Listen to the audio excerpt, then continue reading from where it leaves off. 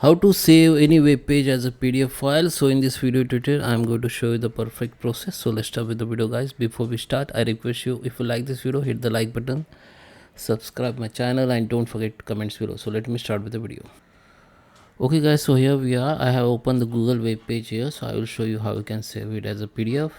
Just open the web page you want to save, and now just click on this option, three dot option.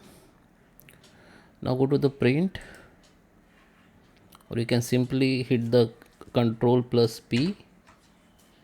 You can see this web page has come here. Now go to the destination, select the save as a PDF, select the all page if you want, or you can make the custom like 1 to 5 or 8 or 11 to 13 or 5 or 8. Just click on. You can also select the layout like landscape or portrait. There is a more setting you can see, paper size and all, margin. After you done, just go to the save, select the location where you want to save it, rename and save it. Now it's the document has saved as a PDF. The word page now you can see save as a PDF file. So I hope you like this video. Please subscribe me. Thank you for watching.